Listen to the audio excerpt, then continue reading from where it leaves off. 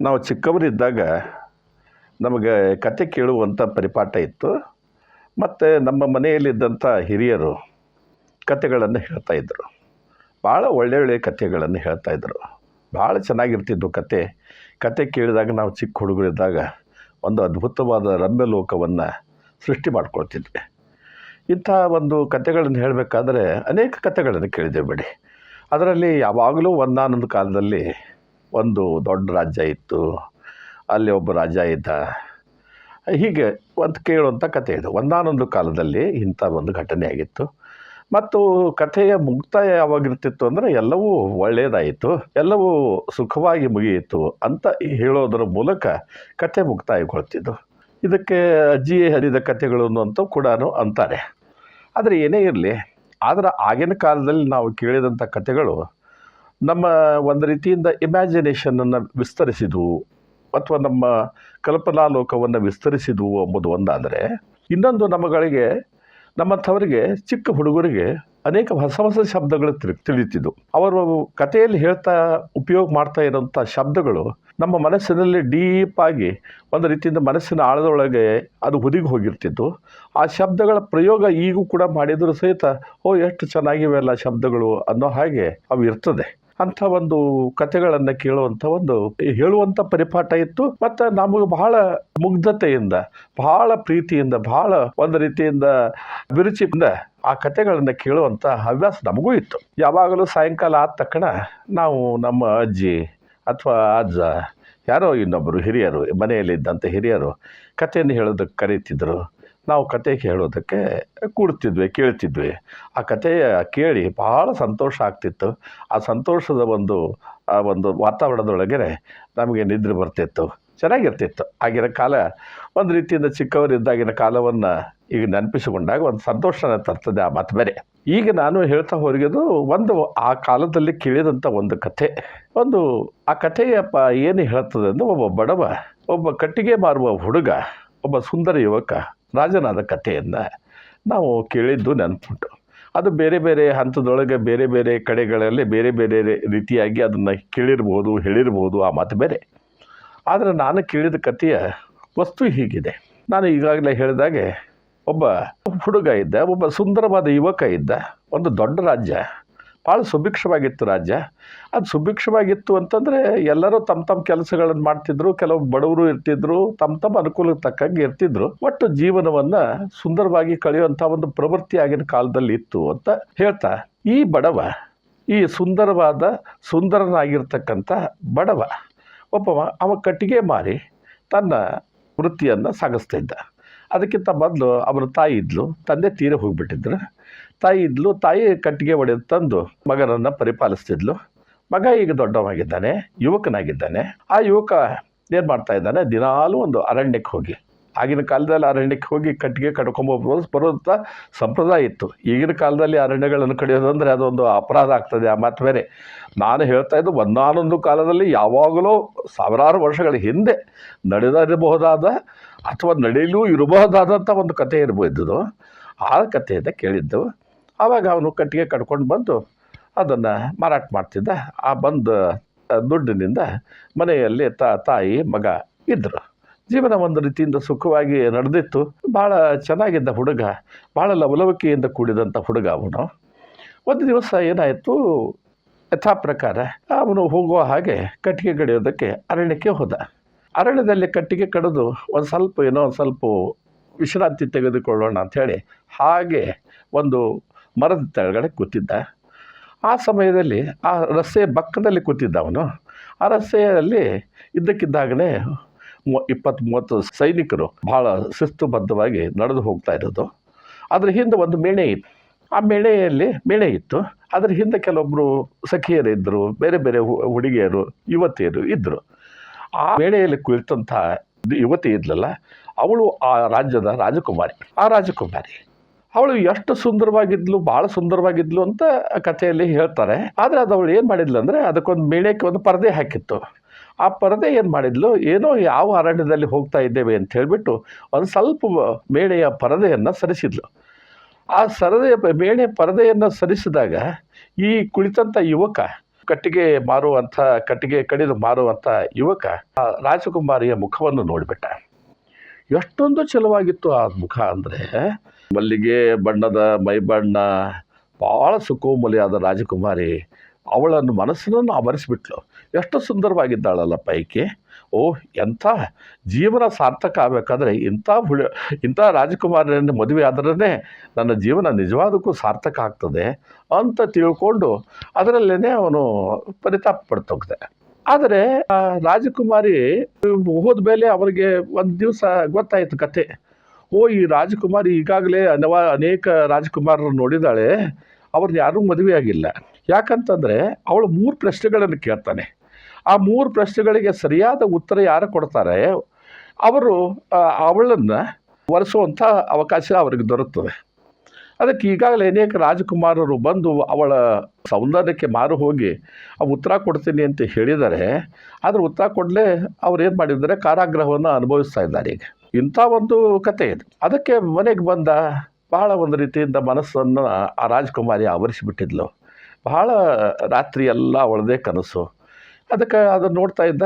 ಯಾಕೋ ಮಗ ಮನೆಯಲ್ಲಿ ಇದ್ದಕ್ಕಿದ್ದಾಗೆ ಇಲ್ಲ, ದಿನದಂತೆ ಇಲ್ಲ, ಯಾಕೋ ಬದಲಾಗ್ತಾ ಇದ್ದಾನಲ್ಲ, ಯಾಕೋ ಒಂದು ರೀತಿಯಿಂದ ವಿಷಣ್ಣವದನ್ನಾಗ್ತಾ ಇದ್ದಾನೆ, ಯಾಕೋ ಒಂದು ರೀತಿಯಿಂದ ಬದಲಾಗಿಲ್ಲ, ಊಟ ಮಾಡ್ತಾ ಇಲ್ಲ, ಸರಿಯಾಗಿ ಊಟ ಮಾಡ್ತಾ ಇಲ್ಲ ಅಂತೇಳಿ ತಾಯಿ ಚಿಂತೆ ಕಾಡಿತು. ಅವಳಿಗೆ ಗೊತ್ತಾಯಿತು, ಈ ಹುಡುಗ ಏನು ಮಾಡಿದ್ದಾನೆ, ತನ್ನ ಮಗ ರಾಜಕುಮಾರಿ ನೋಡಿ ಅವಳಿಂದ ಮೋಹಿತನಾಗಿದ್ದಾನೆ ಅಂತ. ಅದಕ್ಕೆ ಅವಳಿಗೆ ಏನು ಮಾಡೋದಪ್ಪ, ಅದು ಭಾಳ ಗಾಬರಿ ಆದ್ಲು ಅವಳು.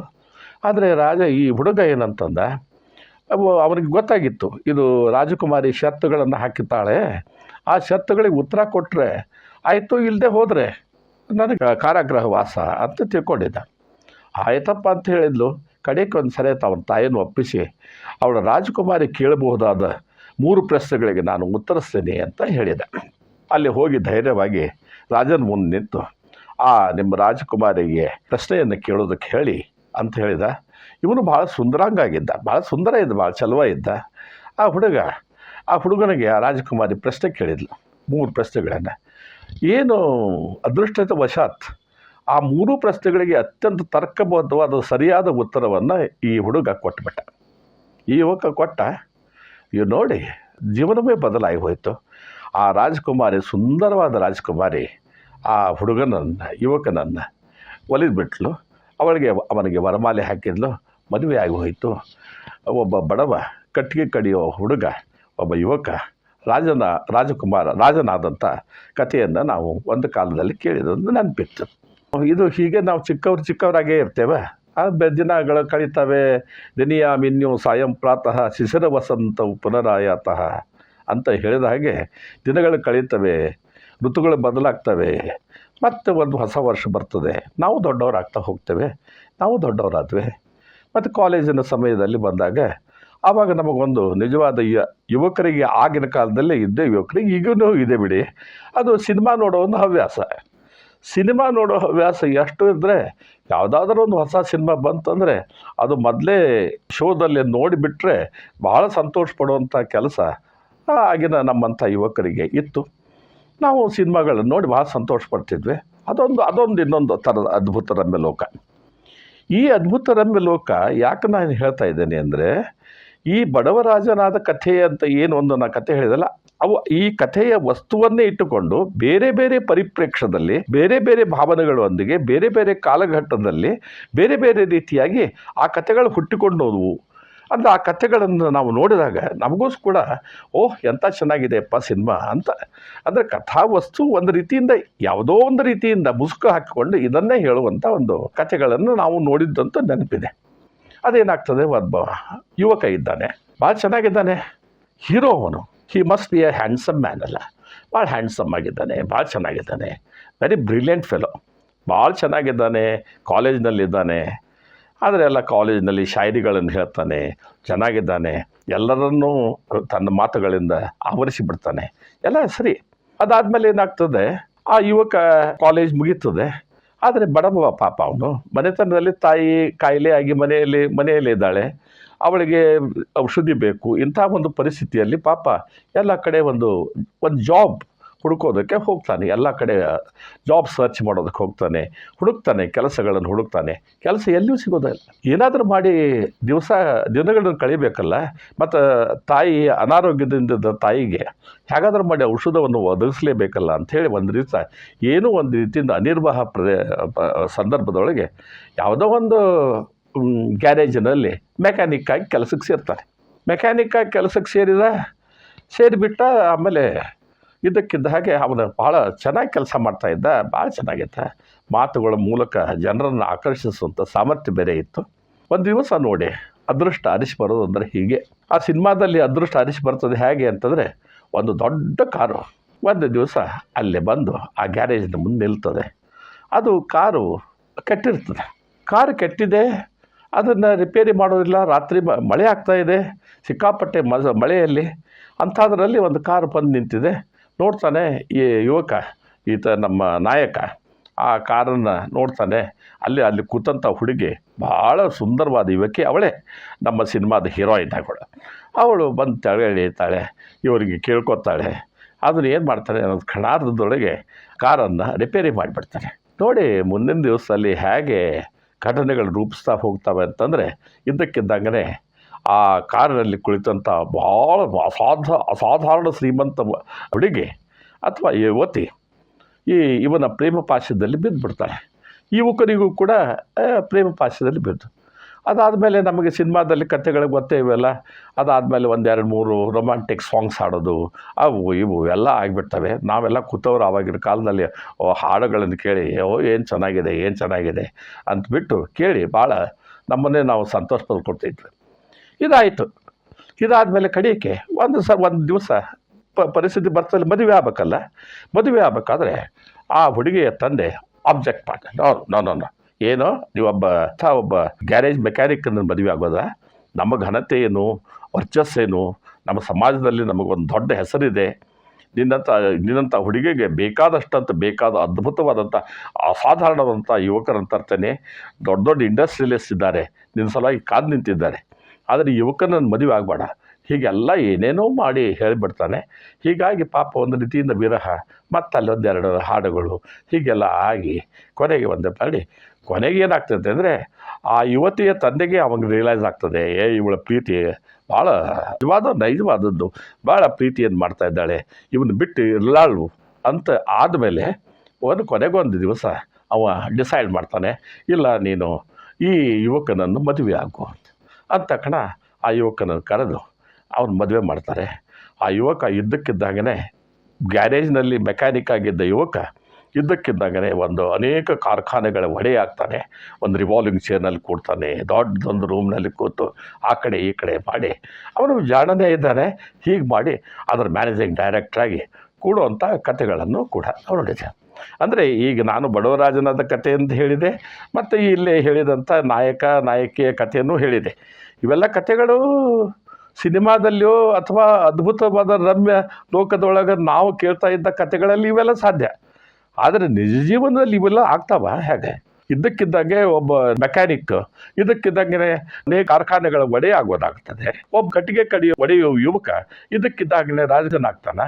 ಇವೆಲ್ಲ ಬಹುತೇಕ ಹೋಗದೇ ಇರುವಂಥ ಸಂದರ್ಭಗಳು. ಆದರೆ ಇವೆಲ್ಲ ನಮ್ಮಲ್ಲಿ ಮನಸ್ಸಿನಲ್ಲಿ ಡೀಪ್ ರೂಟೆಡ್ ಆಗಿ ನಮ್ಮ ಮನಸ್ಸಲ್ಲಿ ಕೂತಿರ್ತವೆ. ನಮ್ಮದು ಒಂದು ಸಾಮ್ರಾಜ್ಯದೊಳಗೂ ಕೂಡ ನಾವು ಒಂದು ರೀತಿಯಿಂದ ಇಂಥ ಒಂದು ಕಾಲ ಬರ್ಬೋದು ಅಂತ ಯೋಚಿಸುವಂಥ ಕಾಲಘಟ್ಟದಲ್ಲಿ ಅದು ಯವನದ ಕಾಲದೊಳಗೆ ಮನುಷ್ಯ ಆ ರೀತಿಯಿಂದ ವಿಚಾರಗಳನ್ನು ಮಾಡ್ತಿರ್ತಾರೆ. ಆದರೆ ನಿಜ ಜೀವನದಲ್ಲಿ ಇದು ಸಾಧ್ಯ ಆಗೋದಿಲ್ಲ. ಅದಕ್ಕೆ ನಾನು ನಮ್ಮ ಯುವಕರಲ್ಲಿ ಹೇಳೋದು ಮಾತು ಏನು ಅಂತಂದರೆ, ಇಂಥ ಕಥೆಗಳನ್ನು ನೋಡಿ ಸಂತೋಷ ಪಡೋದು ಒಂದಾದರೆ, ಕಥೆಗಳನ್ನು ಕೇಳಬೇಕು ಅಥವಾ ಸಿನಿಮಾಗಳನ್ನು ನೋಡಿ ಇದರಲ್ಲಿ ಯಾವುದೂ ಇಲ್ಲ, ಅದು ಸಿನಿಮಾ, ಅದು ಕಥೆ. ಆದರೆ ಕಥೆಗಳು ವಾಸ್ತವ ಆಗ್ತದೆ ಅನ್ನೋದಕ್ಕಿಂತ ಹೆಚ್ಚಾಗಿ ಅದರ ಸಲುವಾಗಿ ನಾನು ನನ್ನ ವ್ಯಕ್ತಿತ್ವ ನಿರ್ಮಾಣ ಮಾಡ್ಕೋಬೇಕಾದ್ರೆ ನನಗೆ ಮೂಲಭೂತವಾಗಿ ಬೇಕಾಗಿರೋದಂಥ ಅಕಸ್ಮಾತ್ತಾಗಿ ನಾನೊಬ್ಬ ಇಂಡಸ್ಟ್ರಿಯಲಿಸ್ಟ್ ಆಗ್ಬೇಕಂತೇನೆ, ಒಂದು ವರ್ಕ್ಶಾಪ್ ಓಪನ್ ಮಾಡ್ತೇನೆ, ಅದರ ಮೂಲಕ ನಾನು ಬೆಳೆದು ದೊಡ್ಡವನಾಗ್ತೇನೆ ಅಂತ ಹೇಳಿದ್ರು. ನಾನು ಸೆಲ್ಫ್ ಎಂಪ್ಲಾಯ್ಡ್ ವ್ಯಕ್ತಿ ಆಗ್ತೇನೆ ಅಂತ ತಿಳ್ಕೊಳ್ಳಿ ನೀವು. ಆ ಸೆಲ್ಫ್ ಎಂಪ್ಲಾಯ್ಡ್ ವ್ಯಕ್ತಿ ಆದವಾಗ ಅನೇಕ ಗುಣಗಳನ್ನು ಕರಗತ ಮಾಡಿಕೊಂಡು ಬೇಕಾಗುತ್ತೆ. ಅವಾಗ ಎಂಟರ್ಪ್ರಿನರ್ಶಿಪ್ ಕ್ವಾಲಿಟೀಸ್ ಬೇಕಾಗ್ತವೆ, ಅವಾಗ ಉದ್ಯಮಶೀಲ ಗುಣಗಳು ಬೇಕಾಗ್ತವೆ, ಅವನೊಳಗೆ ಇನೋವೇಟಿವ್ ಐಡಿಯಾಸ್ ಬೇಕಾಗ್ತವೆ, ಹೊಸ ಹೊಸ ವಿಚಾರಗಳನ್ನು ಮಾಡಬೇಕಾಗ್ತದೆ. ಅದೇ ರೀತಿಯಿಂದ ಸಂವಹನ ಕಲಿಬೇಕಾಗ್ತದೆ. ಇದ್ದ ದುಡ್ಡನ್ನು ಯಾವ ರೀತಿಯಿಂದ ಉಪಯೋಗ ಮಾಡಬೇಕು, ಯಾವ ರೀತಿಯಿಂದ ಪ್ರಾಡಕ್ಟ್ಗಳು ತಯಾರು ಮಾಡಬೇಕು, ಮಾರುಕಟ್ಟೆ ಗೊತ್ತಿರಬೇಕಾಗ್ತದೆ. ಮಾರುಕಟ್ಟೆ ಸರ್ವೆ ಮಾಡಬೇಕಾಗ್ತದೆ. ಮಾರುಕಟ್ಟೆ ಸರ್ವೆ ಮಾಡೋದ್ರ ಮೂಲಕ ಅನೇಕ ವಿಷಯಗಳು ತಿಳಿತವೆ. ಅದರ ತಕ್ಕಂಗೆ ತನ್ನ ಪ್ರಾಡಕ್ಟ್ಗಳನ್ನು ತಯಾರು ಮಾಡೋದ್ರ ಮೂಲಕ ಅವರು ಒಬ್ಬ ಉದ್ಯಮಶೀಲ ವ್ಯಕ್ತಿ ಆಗ್ಬೋದು. ಆದ ತಕ್ಷಣ ಏನಾಗ್ತದೆ, ನಾನು ಉದ್ಯಮಶೀಲ ಆಗಿದ್ದಾನೆ ಅಂತ ತಕ್ಷಣ 1 ವರ್ಷದಲ್ಲಿ ನಾನು ₹1,00,000 ನಾನು ಇನ್ವೆಸ್ಟ್ ಮಾಡಿದ್ದೇನೆ ಅಂತಂದರೆ ನಾನು ಒಂದೇ ವರ್ಷದಲ್ಲಿ ₹1,00,00,000 ಒಡೆಯ ಆಗ್ತೇನೆ ಅಂತ ಅಂಬೋದು ಸುಳ್ಳು. ಅದಕ್ಕೆ ಅದರದೇ ಆದ ಸಮಯ ಇರ್ತದೆ. ಹಗಲು ರಾತ್ರಿ ಪರಿಶ್ರಮ ಪಡಬೇಕಾಗ್ತದೆ. ಮತ್ತು ಎಲ್ಲದಕ್ಕಿಂತ ಆತ್ಮವಿಶ್ವಾಸ, ನಾನು ಏನನ್ನಾದರೂ ಸಾಧಿಸ್ತೇನೆ, ಎಂಥ ಕಷ್ಟಗಳನ್ನು ಧೈರ್ಯದಿಂದ ಎದುರಿಸಬಲ್ಲೆ ಎಂಬ ಸಾಮರ್ಥ್ಯ ನಮ್ಮ ಯುವಕರಿಗೆದ್ದು ಆ ಒಂದು ತಾನು ಹೊಂದಿಸಿಕೊಂಡಂಥ ತಾನು ಏನು ಪ್ರಾಡಕ್ಟ್ಗಳನ್ನು ತಯಾರು ಮಾಡ್ತೇನೆ ಅಂಥ ವಿಚಾರಗಳು ಅವನ ಮನಸ್ಸಿನಲ್ಲಿ ಬರಬೇಕು. ಅದರ ಮೂಲಕ ಬೆಳೀಲಿಕ್ಕಾಗ್ತದೆ. ಅಂದರೆ ನಾನು ಹೇಳೋದು, ಜೀವನದ ರಮ್ಯ ಕಥೆಗಳಿಗೂ ಮತ್ತು ಜೀವನದ ನಿಜವಾದ ಬದುಕು ಇದರ ನಡು ಬಹಳಷ್ಟು ವ್ಯತ್ಯಾಸ ಇದೆ. ಆ ವ್ಯತ್ಯಾಸಗಳನ್ನು ಗಮನದಲ್ಲಿಟ್ಟುಕೊಂಡು ನಾವು ನಮ್ಮ ವ್ಯಕ್ತಿತ್ವವನ್ನು ನಿರ್ಮಾಣ ಮಾಡಿಕೊಳ್ಳೋದು ಬಹಳ ಮಹತ್ವದ್ದು. ಅದಕ್ಕಾಗಿ ಈಗಾಗಲೇ ಹೇಳಿದಂತೆ ನಮ್ಮಲ್ಲಿ ಇರಬೇಕಾದದ್ದು ಇನೋವೇಟಿವ್ ಐಡಿಯಾಸ್, ಹೊಸ ಹೊಸ ಆಲೋಚನೆಗಳನ್ನು, ತೀವ್ರವಾದ ಒಂದು ರೀತಿಯಿಂದ ಔಟ್ ಆಫ್ ಬಾಕ್ಸ್ ವಿಚಾರಗಳನ್ನು ಮಾಡುವಂಥ ಒಂದು ಪರಿಪಾಠ ಬೆಳೆಸಿಕೊಳ್ಬೇಕು. ಹೊಸತನ್ನು ನೋಡಬೇಕು, ಅನೇಕ ವಿಷಯಗಳನ್ನು ಗ್ರಹಿಸಬೇಕು. ಆ ವಿಷಯಗಳನ್ನು ಗ್ರಹಿಸಿ ಅದರ ಮೂಲಕ ತಾನು ಹೇಗೆ ಬೆಳೆಯೋದಕ್ಕೆ ಸಾಧ್ಯ ಆಗ್ತದೆ ಅಂತ ವಿಷಯಗಳನ್ನು ಗ್ರಹಿಸಬೇಕು. ಅನೇಕ ಪುಸ್ತಕಗಳನ್ನು ಓದಬೇಕು. ಅನೇಕ ಬೇರೆ ಬೇರೆ ಕಡೆಗಳೆಲ್ಲ ಹೋಗಿ ಆ ಏನೆಲ್ಲ ಸಾಧ್ಯತೆಗಳಿವೆ ಅಂತೇಳಿ ಕಂಡುಕೊಂಡು ಬರಬೇಕು. ಇವೆಂಥವೆಲ್ಲ ಆದರೆ ಮಾತ್ರ ನಾವು ಜೀವನದಲ್ಲಿ ಯಶಸ್ವಿ ಆಗಲಿಕ್ಕೆ ಸಾಧ್ಯ ಆಗ್ತದೆ. ಯಾವಾಗಲೂ ಒಂದು ಸಾರಿ ಅಕಸ್ಮಾತ್ತಾಗಿ ಒಂದು ಉದ್ಯಮ ಫೇಲ್ ಆಯಿತು ಅಂತ ತಕ್ಷಣ ನಾವು ಕ್ರೆಸ್ಬೋದು, ಏಕ್ದಮ್ ಒಂದು ರೀತಿ ಸೋತು ಹೋದವರಾಗಿಬಿಡ್ತೇವೆ.